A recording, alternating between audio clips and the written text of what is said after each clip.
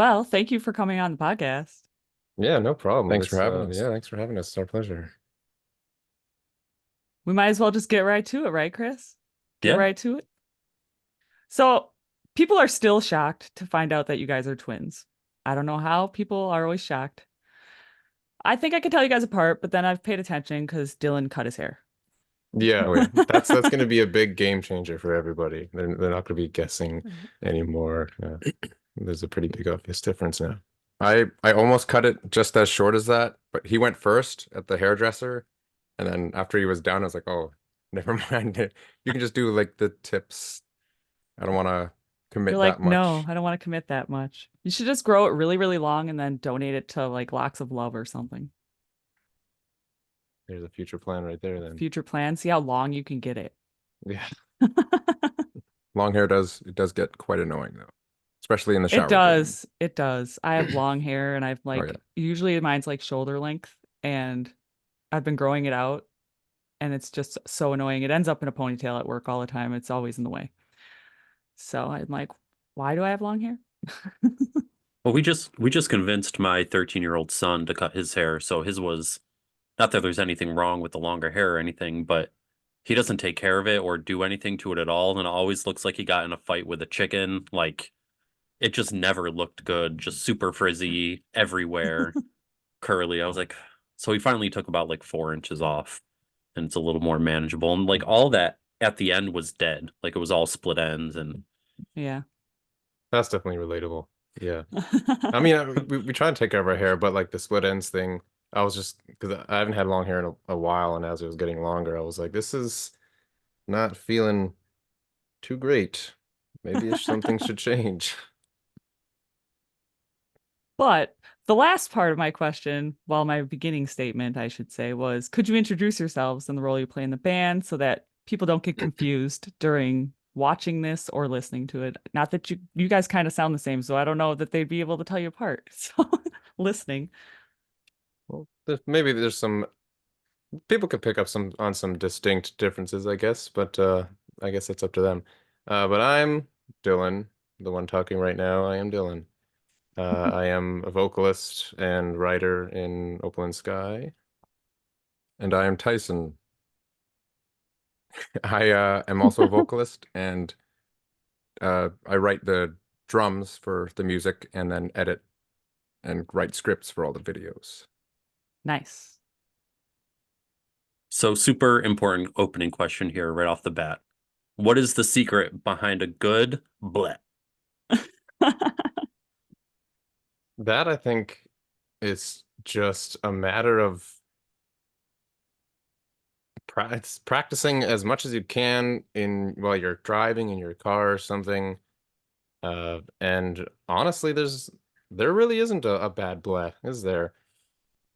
All blechs are. It's supposed to sound disgusting. So Yeah. if you mess up in such a disgusting way, it might turn into a good bleh. And if you did it and it made your face go like, ugh, then that's just good because you're supposed to go, ooh, oh yeah.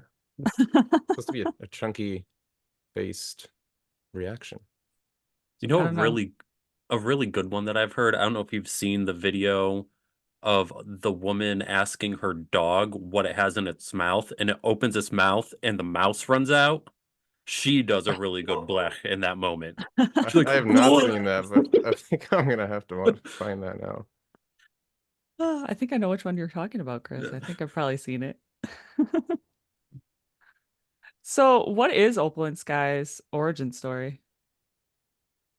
Well, I guess like the very beginning, we grew up in a very musical family. Our dad was always in bands ever since we could remember. And yeah, just uh, growing up in a musical household every single day, it seemed like he was downstairs in his little jam room, just jamming with his friends or blasting music through the house that he was writing and stuff. And we were like, that's pretty rad. We kind of want to do that too. And that kind of just like was in our blood, I guess. So we were just kind of, I don't want to say we weren't forced into it. It was just like kind of destined, felt like. Yeah, because our dad, he plays keyboards and bass, and he asked us one day, um, "All right, I'm a musician. You're gonna be musicians too. What instrument do you want to play?" And Dylan picked guitar first, and I was like, "I don't want to play the same thing as my twin brother. I'll play drums." So then he placed us both on our instruments and told us to learn a song, and then like, "I'll buy you this set of drums if you learn Hell's Bells by AC/DC." I'm like, "Oh, sweet, yeah, let's do that." And then that's how we first started on our instruments. So I guess that's when Opal and Sky first got together. When we were about like 8 years old. We were started jamming together. And then just all throughout our lives, we've always been in bands together through high school and junior high and all that stuff. And then there was like just one point where I left our hometown to join a band in Vancouver here. We grew up in a small city outside of Edmonton called St. Albert. Well, it's not so small anymore. Yeah, it's not so small. It grew pretty big now. But yeah, I left to join another band in Vancouver here, and we did some pretty cool stuff, but it didn't really end up working out. So then I sent him a message one day. I was like, let's get back together and start making music again, just like we used to.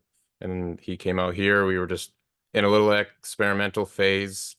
And then just out of all of that, Opal and Sky was born.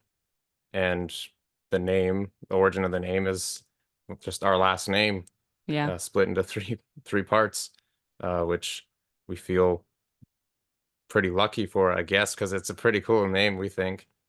And yeah, that's the origin of how that started. Yeah, it's definitely a fun name, especially because it's your last name and it just worked out so well. Yeah, so there's a few little mind-blowing things for people to discover, like, oh, they're twins. Oh, wow, that's their last name too. I know that's kind of my reaction when I found out. I was like, "Oh, that's pretty sweet." Are you guys Oilers fans then?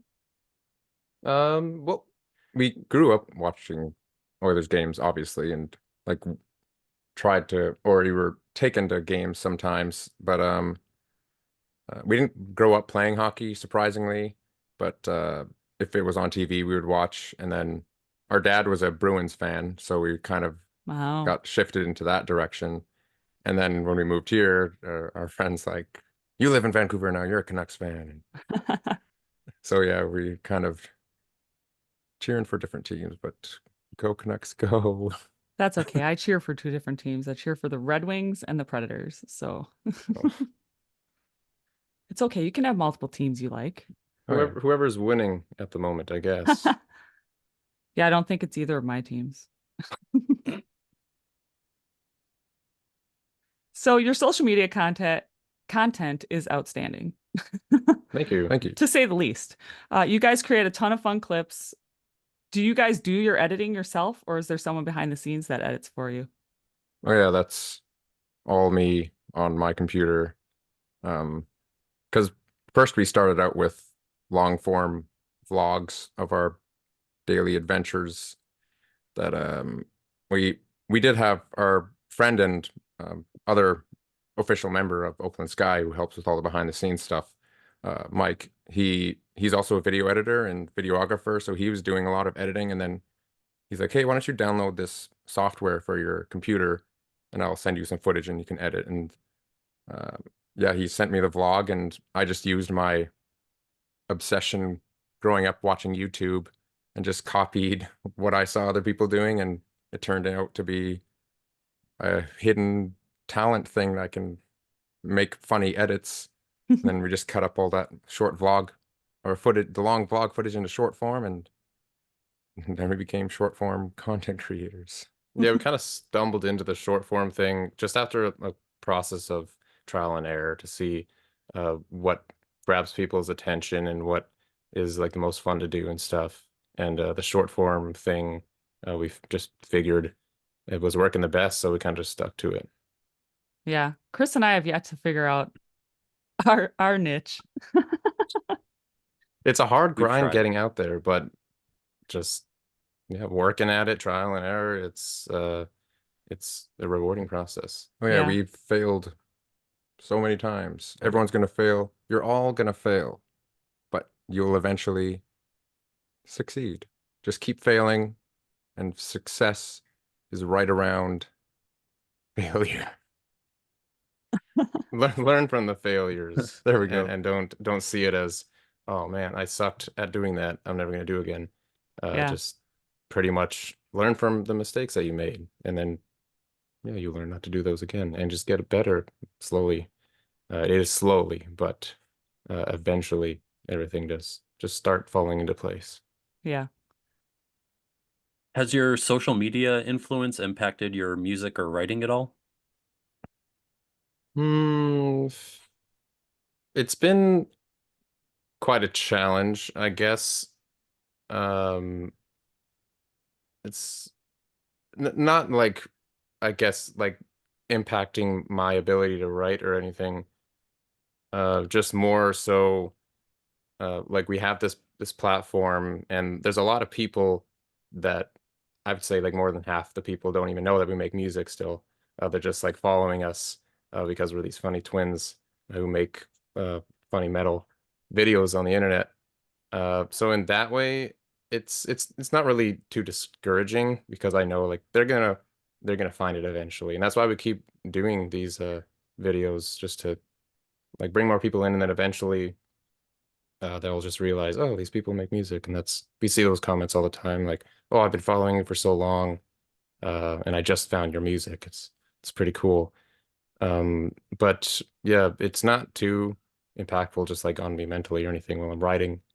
I just kind of get in zones, and I just forget everything else when I'm just in the studio. So yeah.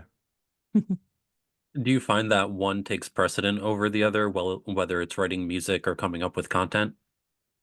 Well, that's where we definitely have different roles. Oh yeah, I give him all the writing for the music and stuff, and then like because he does just basic drum beats on songs, and then he calls me and he's like, okay, use your drummer knowledge. I'm like, well, that person can't have three hands. I'll get rid of that symbol right there. And then so I just do touch-ups on drums pretty much, and he sticks to all the writing, the music, and then I'm just the content writing guy. Yeah, we found a nice little system to have a little machine that runs where we all have some specific roles that we're doing. Like I'm focusing on a lot of audio stuff.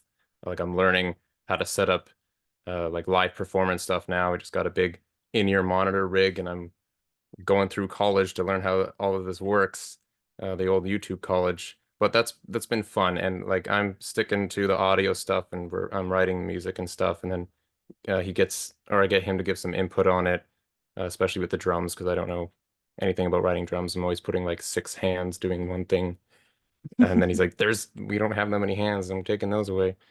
But yeah, we all have our little parts. And then That our other friend Mike, he does all the super business side of all Opal and Sky, and we're the face side kind of. Yeah, he helps us out managing just the behind the scenes of what we're doing, getting things organized, and he helps run our merch store, and just all the management things behind what we do so that we can focus more on what we need to do. And it's just a nice, smooth, well-oiled machine that way. Mike and his wife Allie. Mike and his wife Allie, shout out. Shout out Mike. That's who I was talking to through our email Oh yeah, feed. yeah. So setting this up. So I know who you're talking about when you say Mike. So speaking of music, you guys have put out some fantastic songs, one of them being your first single, Aurora, in 2022. Then you guys released the Blight EP the same year. Then we come on, there's like 2023, you released four singles. From all those songs, which songs would you say were the toughest to write and mix? Oh gosh. It might be The Blight. I spent a long time on that one, mainly because it was before we even became Opal and Sky. I had that song kind of in the bank, and it was pretty um, dark vibed song. And I was like, this is a little too dark right now. I kind of want to transition into something a bit more. So that kind of sat there for months, and I kept playing with it and uh, just wiggling different things around in the song and changing the structure, changing the lyrics, and that went on for months. And then eventually, when we like finally settled on what exactly we're going to be, it kind of just clicked of how I should be writing the song, and I finally managed to uh, just fully write it. But yeah, that was the longest process of songwriting that I came across. Yeah. So I personally love the Blight, Planetary Bliss, and the Sacral. Do you guys have any personal favorites? Right now, it's gonna be uh, what we have on our new album coming out. I love all the songs on there, and I'm sure a lot of people will too. We put a lot of heart and soul into there. But for the ones that we have right now, I would say the Sacral is probably my favorite. It is the sacral for me as well. Yeah. Oh, you guys both like the same song. Chris, what songs are your favorites? Do you have a The Blight. favorite? The Blight. Mhm. Blight. Yeah, the Blight's also, yeah, that's a close second, just because of just how hard it punches you in the face through the entire thing. I I like like a good we, punch in the face every once in a while. yeah, I don't. We all need it. Yeah.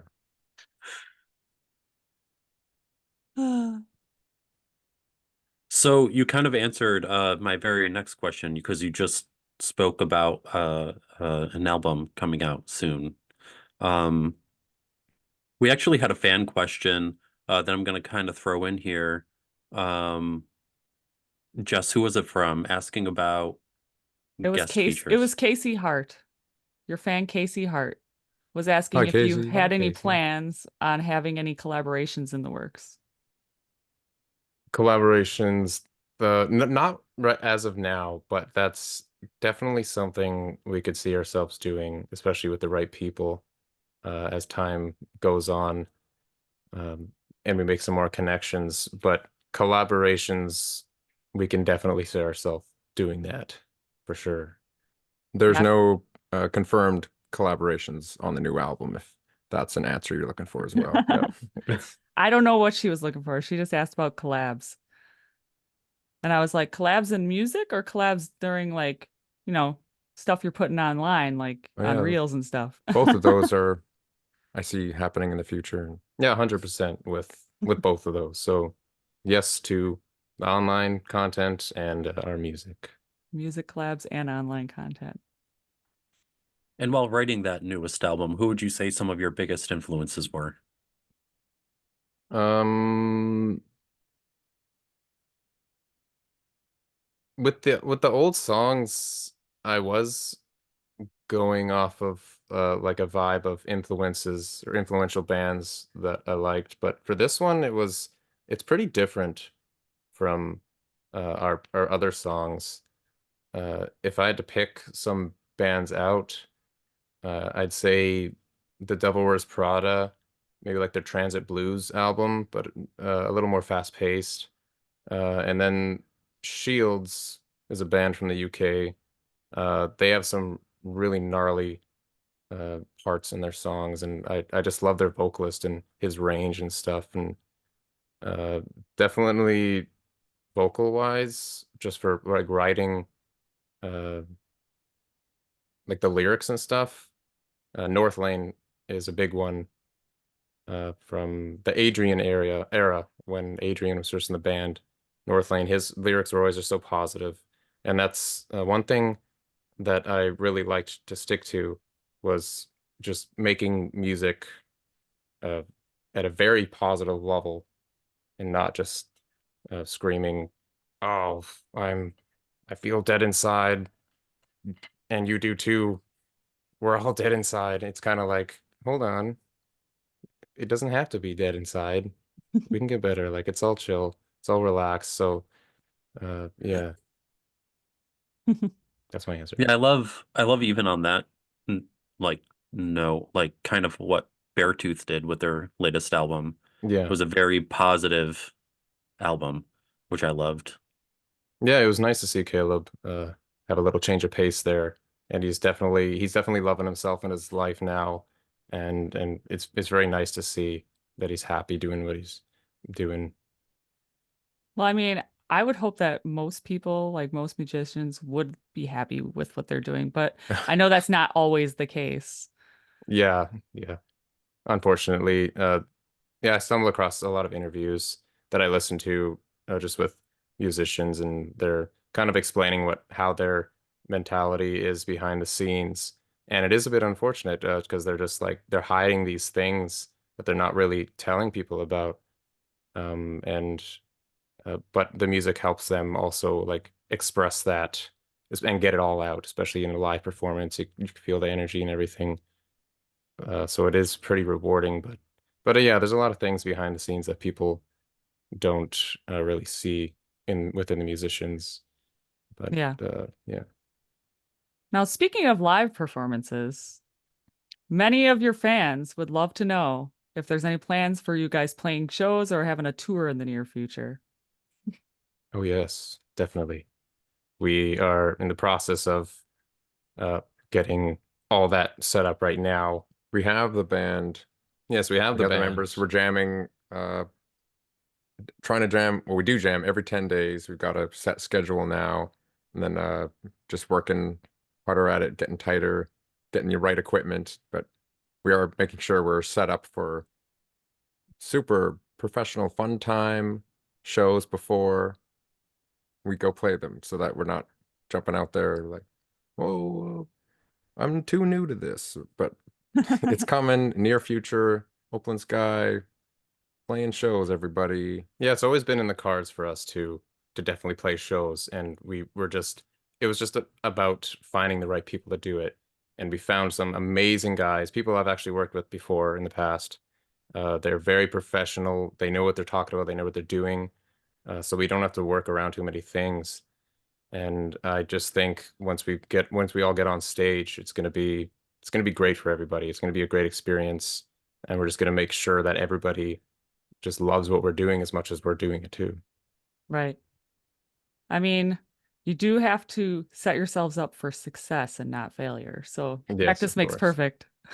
Yeah. But it's okay if you fail because you learn from it. This is true. This is true. You learn if you fail, but you don't want to fail right at your first show and on stage. That's true. Yeah. It can, unless you make it really just a funny kind of fail. It's true. It's Just true. The always try fans to might laugh like it it. off. The fans might love it. So how is the metal scene or the scene in general in Vancouver? It seems like it's dying down a bit. Like just when it comes to bands coming to play shows here, it seems like they don't play them as much Yeah, as they they like used to to. skip Vancouver. I think it's mostly because money. It's pretty Yeah, expensive. it's getting very expensive to do things here, especially play shows. So even when the bands do come here, they're charging an outrageous amount for their Hmm. shirts, but like they have to because that's how they make their living. Uh, but yeah, that's probably the main reason why the scene's dying down a little bit.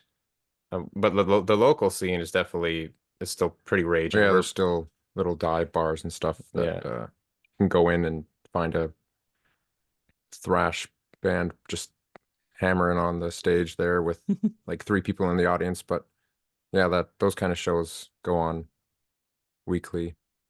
Yeah. Actually, like our last night just announced on social medias that they had to cancel their Vancouver show tonight Oh, really? You see? because the two of like Trevor and Matt were having vocal issues. Oh, okay. That And I could just swear they be a didn't front. they They might just just I don't know. not enough They money. they had to cancel and I don't know. They just started the tour too, which was Oh, interesting. weird. Well, it is Screaming too hard important to right out of the gate. save your vocals Yeah, that is important though. So if it's for the greater good of saving their vocals, then for the rest of the tour. Yeah, It's true. we can take the hit for that. What do you guys have anything to save your vocals? Do anything? definitely vocal warm-ups. We've been finding 100% work very well before jamming and stuff. And I drink a lot of tea and just Melissa Cross, like she has those videos about how to The keep your Scream Queen. yeah, the Scream Queen, how to keep your vocals in check and everything and to make sure you're screaming properly and not damaging your throat.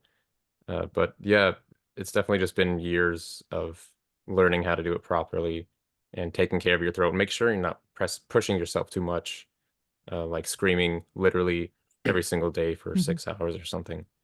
But yeah, it's kind of just like a feel as you go. And Like, oh, Right. does this hurt? when you do, because I have one of my high screams that I do in Empathy the Gift, I had to stop doing that because I could feel, I would start getting headaches when I did that scream. So when you're kind of pushing a limit like that, and it's like, well, it sounds cool, but my body's telling me to stop doing it. You got to try and find a workaround to make sure you're doing it correctly. And vocal Yeah. warm-ups, always vocal warm-ups. Even if it's just at least 5 minutes of vocal warm-ups. If any screamers, even singers, even if you're going to talk for a long time, do some vocal warm-ups.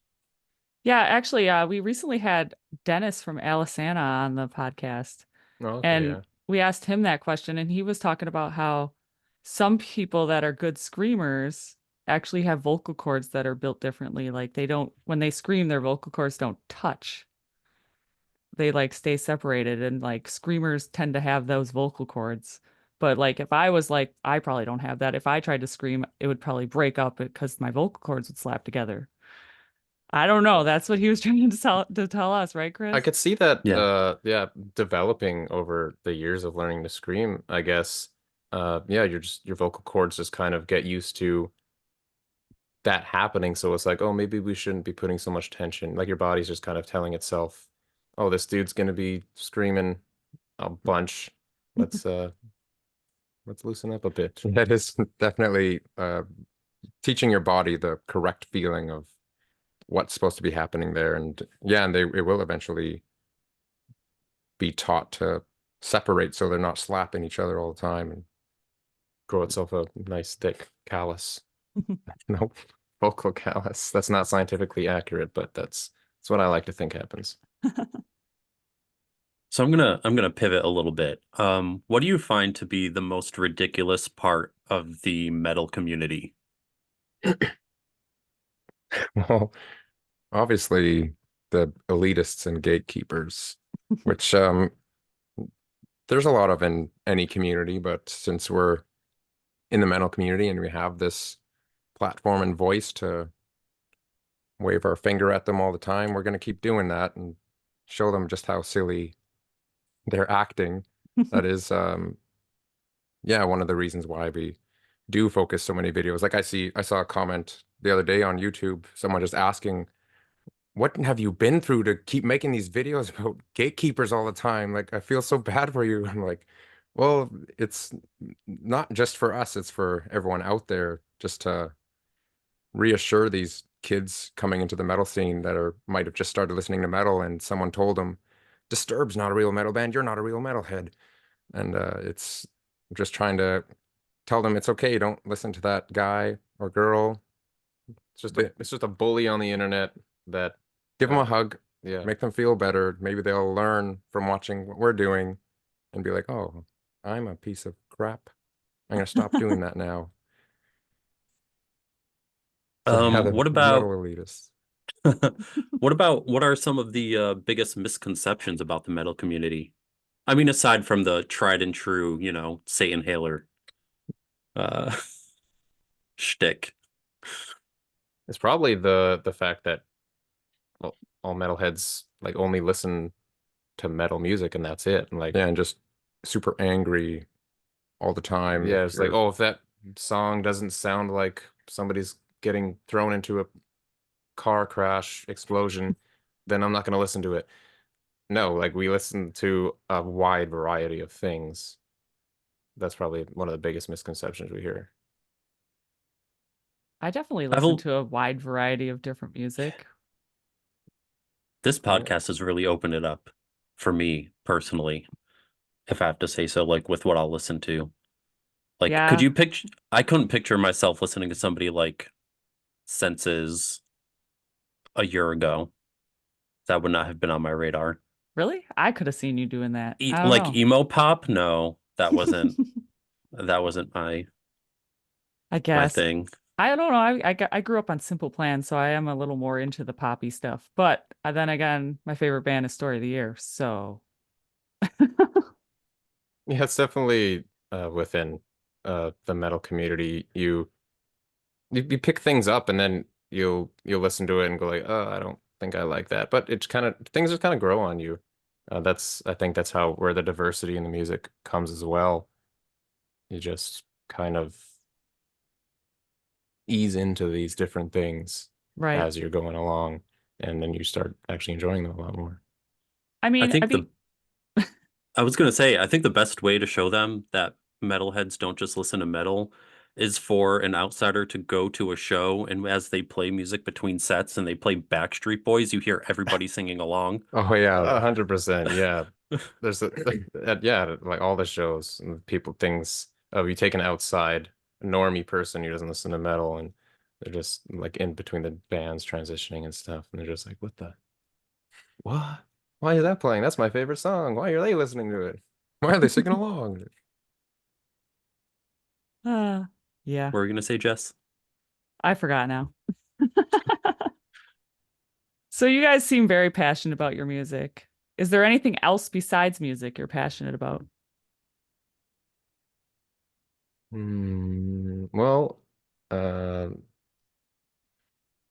music's definitely Music has taken over as yeah, it's taken the over a main lot passion in our of lives, and passions that we had. like before we had just these hobbies and things we did, but now that we're because we are an independent artist, we don't rely on a record label or anything to do all these things for us, so we are figuring out like, whoa, you gotta stop playing video games, stop.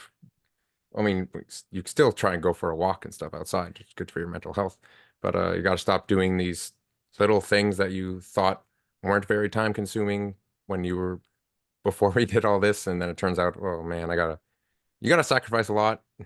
Yeah, But we've also like adapted new passions as well. That's another fun Oh yeah, thing about it. like Like the I, video editing. the video editing, and for me, just while I was doing the music, and then now I'm getting more into gear.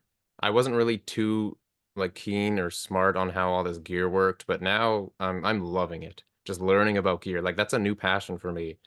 Just the amount of gear that we're getting and learning all about it. So yeah, picking up a new passion is also great. But for other passions, I personally love dinosaurs and paleontology. So that's one little guilty pleasure thing that I'm never gonna let go. yeah. I have a friend, she's obsessed with dinosaurs. Her whole master bedroom is like dinosaur themed, and she has a life-size velociraptor in it. Oh Oh really? my gosh. Yes. So wait, I recently saw a meme that said once you're an adult, nobody asks you what your favorite dinosaur is anymore. So what is your favorite dinosaur then? That's true. Nobody asks. People gotta ask people more. Mine, it's one called the Stegosaurus. It's a very niche, way off the charts dinosaur that was actually only recently discovered. But it looks like an ankylosaurus with like a sawtooth tail Can you see the passion? I thing. can. I I can go can. on for hours talking about vertebrate paleontology. But that is my favorite dinosaur.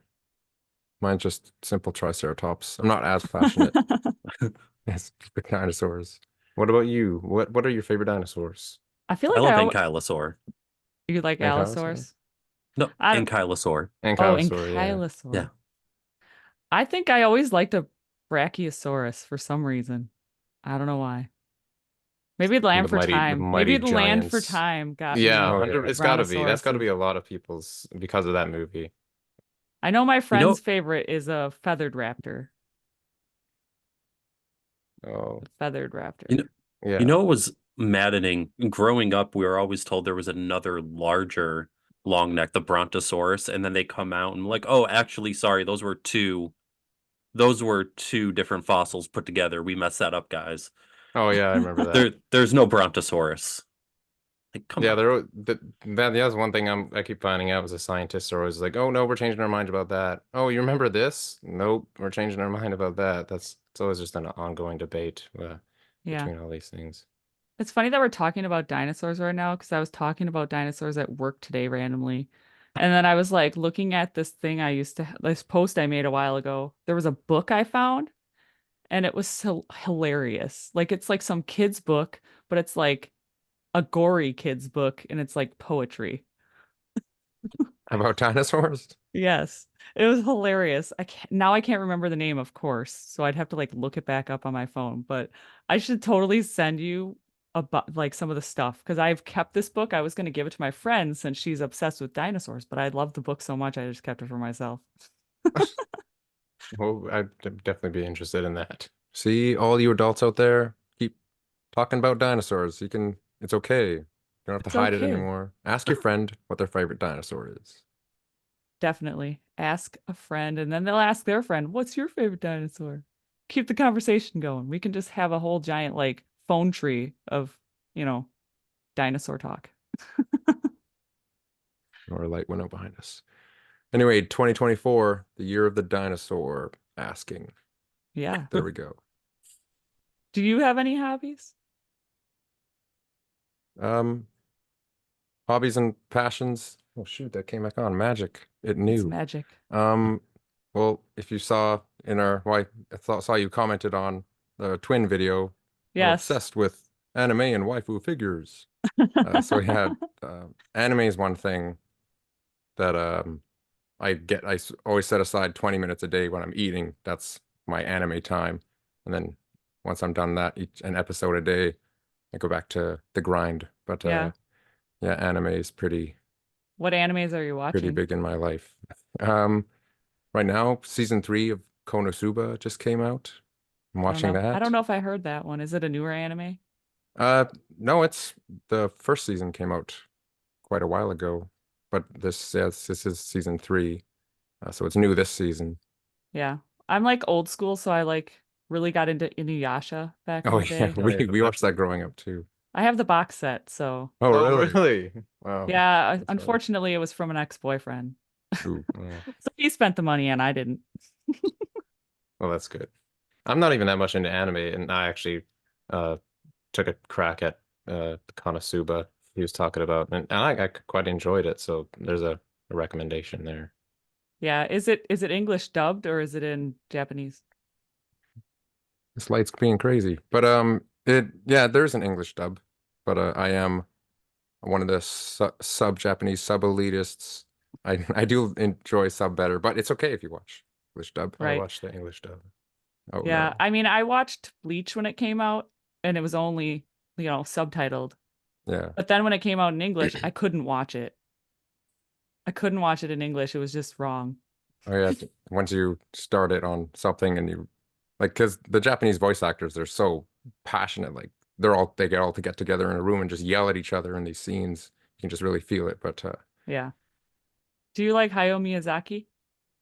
oh yeah, What's your favorite film of his? that's Ghibli, right? Yes. Yeah. I remember when we were growing up, we watched Jesus, this light. We watched uh Princess Mononoke like countless, so many times. I don't know why we were so obsessed with watching it. Like we just press rewind on that VCR over and over again. And but I think Howl's Moving Castle might be my favorite. Yeah, that one's a great one. I know Spirited Away is what got me started on his stuff. Oh yeah, a lot of people love Spirited Away, but That was my gateway into the Miyazaki world. All right, well, let's stop talking about hobbies and passions. We have some fan questions that were submitted to us from our Bring 'em post. on. Hopefully we pronounced their Instagram names correctly because there's one that I definitely couldn't pronounce and I gave it to Chris to ask. But Slimothy Jimothy, he wants to know what's your favorite part about being a musician? Uh, I think it's just how rewarding it is having. I mean, the feeling changes over time, but as of now and moving forward, probably just how rewarding it is having people connect with our songs. Uh, it's a great feeling, just knowing that these people are loving what we're doing and it's helping them in any way possible that it does. That's the best part for me. Yeah, it is the connection and comments of and messages of people saying how much this song means to them and all the lyrics. And like you asked earlier, like if we're going to be playing live, and that's like we're really looking forward to just screaming all those lyrics right at your face, so we Right. can have that connection we're getting through a screen right now. But it is the connection to the and able to send it across halfway across the world, just connecting with the fans and Right. everyone. And then we have a question from Mr. Lucky 5. What inspired y'all to start the positivity kind of metal? Well, that answer kind of goes back to when I was talking about Adrian from North Lane. There weren't really any other bands that were given those really, really positive outlooks on life and stuff. And I just thought that was such a cool thing of how he expresses like how just lovely and great life is. That's probably where that all kind of stemmed from, and and just kind of working on ourselves and realizing that the world's not all doom and gloom. So we kind of just wanted to express that more to let everybody else know that as well. We did have a song before we did Opal and Sky. We recorded it and mixed and mastered it already. We were shooting a music video for it. It was one Dylan wrote. It was really angry and just so angry, Yeah, it was a but very angry song. But he realized, I'll let him tell the well, story. it was actually Mike who we shot the music video and stuff, and then Mike actually kind of we had a little meeting, and he was like, I don't know if this is should be like the direction and what we should be putting out in the world right now. Maybe we should just like think about this for a bit.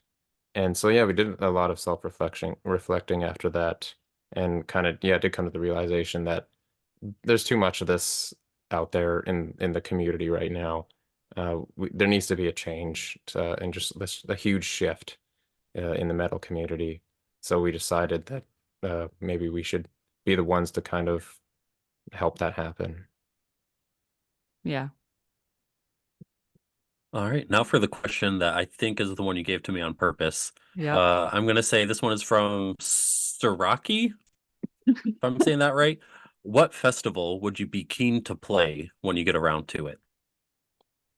Well, Warp Tour was always on our list, but that's not gonna happen unless somebody brings Someone's it gonna back. bring it Someone's got to back. bring it back. Maybe we'll bring it back. I don't know. Maybe you guys, I was gonna say, maybe you guys can bring it back. You Yeah, guys can just make videos about it and like try to get some more a attention. big petition and all this stuff. And I'm sure but Kevin yeah, Lyman would be fine with it.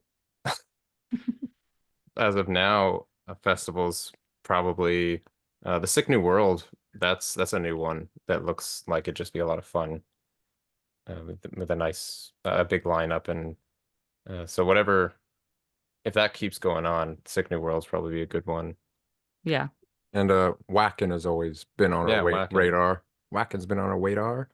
Um, yeah, ever since we first found out about it in like high school. It's like, whoa, look how many I, people are there. I don't think I've heard of that one. A Wacken, it's the It's largest metal fest in the world in Germany. Oh, in But yeah, Germany. Maybe it's that's in why I haven't Germany. yeah, heard it's of in it. Germany. It's I know I've heard of it's Sick pretty New insane. World. I just saw a post about it today. I think it's happening this weekend. Yeah, I think it I'm is pretty sure, happening yeah. soon. All right, and another one from a questionable username that I don't know if I will pronounce correctly. It's Natice, or Natty Ice 111. Uh, I'm just getting into metal. What should I start with? That's a good one. We get a lot. Uh It does depend on what you're listening to now. Like if you like, because we grew up with in the classic rock houses and blues, what our dad always listened to, and then when start to listen to some heavier stuff and getting AC/DC and then punk and pop punk and then from that, if you listen to all that, then we went to Avenged Sevenfold. That's a really good starting band. And Disturbed obviously is a really good introduction into metal. Or you can go with the classics, the Godfathers of heavy metal, Black Sabbath, if you want to start feeling real, get down to those roots of heavy metal. Or if you're coming straight from the pop world, Sleep Token is just it's listening to a pop song and then they start screaming at you and like and it's kind of it's a good ease into um what you want to when you want to get heavier. And I guess some Octane Core is what it's called Oh, yeah. now. There's the Octane satellite radio. They play a lot of stuff more generalized to the masses, so it helps bring a lot of people in. So whatever they're playing on Octane right now is usually a good thing to start with because it's a little lighter, but then just like sometimes there's a big hammer thrown into the mix, and that's definitely a good place to start. Yeah, I Yeah. feel like I don't know about how you feel about it, Jess, but at least when we were younger, it was really easy to make that transition in the early 2000s because they were putting Flyleaf and Drowning Pool on the radio. Like it made it really easy to make that transition. Yeah. They definitely played. Well, we have like a radio station in Madison here in Wisconsin, uh 94.1 JJO, and they play all sorts of stuff like that. So, and they've been playing that for years. So that's great. Plus my brother got me into Disturbed and all that back in the day. Oh, so there you go. Yeah. So yeah, people getting other people into metal as well. Ask your friends if you know a metalhead. That's a good way to start as well. And yeah, I guess it really depends on where you're living as well. If your local radio station's cool with playing a little bit of heavier stuff, then that's a good way to stumble upon some things. Yeah. So this next question comes from Zeke Drummer. He says, "Heyo, drummer here. How do you record your drums? They're really good, by the way." Thank you, Zeke. Thank you, Zeke. Well, we because he is a drummer, but actual recording process. It's a machine. We Don't use tell MIDI. me it's an AI. We do not yet. Oh no. That hasn't taken over us yet. We do use MIDI drums, and because we don't have a drum kit here with us, because it is easier, and 90% of the bands you listen to use MIDI drums as well It's to not a record. secret. Everybody uses MIDI drums, by the way. But yeah, or just samples over. They record drums and then they kind of throw some samples over there. But yeah, we program the drums, or I program the drums very badly. And then I come in and And touch he it up comes with in the because he's an real actual drummer. drummer knowledge, and then we send it off to Atrium Audio, and they are so good at that's Zeke. That is one of the reasons they sound so good. Atrium. Atrium does Oh. what we do, and they knock it up 30 notches until it's uppercutting you in the face, which we like. So back again to the getting punched in the face thing. They punch people in the face. Audioly. Yes. Audio Bruce Lee in the face. Bruce Lee. Uh, so do you guys play video games at all? Yeah, we definitely used to a lot. Not so much anymore. We're really busy with all this other stuff. But A lot of people know Skyrim is one of our favorite yeah, games. Skyrim We was- reference those quite a bit in our videos. I only asked this because the next question was, if your band was transported into a video game, which would it be and why? it would be Skyrim without a doubt. Just because of the magic and everything there, the environment. And if we can have the music playing with us while we're walking everywhere, Oh that'd be yeah, we great. go outside for walks sometimes, and we just put on the Skyrim soundtrack, and Yeah, like when it's for us. when it's snowing here, we rarely get snow in Vancouver, but when it's like a huge downpour of snow, just yeah, this year we went outside, we synced our phones together, put on the Skyrim OST, and we're just walking through this forest pretending we were in Skyrim. So that we kind of already That's a got normal thing, right? teleported into the Walking video around. game world already. But yeah, Skyrim 100%. And finally, if you could perform a concert on any other planet in our solar system aside from Earth, which would you choose? in our That's- solar system. That's quite a out of the and park question. I let's know, say we you like can to breathe throw on in the those. planet. You can breathe. You won't be crushed by the gravity. All the impending doom of going to another planet doesn't And matter. and we would be performing to a crowd, or it would just be an empty planet. You'll take your fans with you. Okay. Probably Saturn would be pretty cool. You could set up like a light show or something on the rings, just as it's like going around. That'd be pretty cool. Yeah, the people could be on the planet watching you on the rings perform. Yeah. Have other bands scheduled for passing times when the ring comes around. It's like, oh, there's Opal and Sky. They're coming around in 5 minutes. That'd be sweet. And yes, this is a very out of the left field question. We like For to now, randomly ask Out of the them. world. Out of the world. For It now, is out of though, the world Elon now. Musk, make it happen. A concert on Saturn. There you go, Yeah. Elon. Uh, well, that was my last question. And I think that was Chris's last question. It was. Yes. I just had a random thing though. I was thinking earlier on, you were talking about like how your dad played in bands when you were growing up and everything. Are there any bands that anyone would recognize? Maybe people from our hometown. Uh, I think his biggest one he had was either called Backfire or Anger Management Orchestra, which that was always our favorite band name out of all the ones he's been in. But yeah, anybody from St. Albert or Edmonton, they've played all over the place there. Those, if you recognize those names, then you've seen our dad play Yeah. live. I haven't recognized them, but I don't live in Canada, so. Yeah, they're pretty localized. They didn't do a big like tours or anything. Right. I was just curious because I was like, oh, I should ask about that, but I didn't want to interrupt. So I figured I'd bring it up later. So, well, that's all I have. Chris, did you have anything else? No, that is it. Although, if you guys would like to sit and chat for a couple of minutes after we stop recording, that'd be cool. Yeah. And is Yeah, there for anything sure. else you would like to say to watchers or listeners before you go? Can Never give up. Yeah, it's a cliche thing to say, but yeah, never give up. Keep trying, even if you're failing. That's fine. Just keep, especially if you have that passion inside that keeps screaming at you to do something. There's a reason it's screaming at you to do something. Just keep going and keep going, and eventually it'll work out with the power of heart. Get that tattooed, everybody. Get that tattooed. All right. Well, thanks for coming on. Thank you very Yeah, much thanks for having us. us. Thank It was you. fun. We had a lot of fun.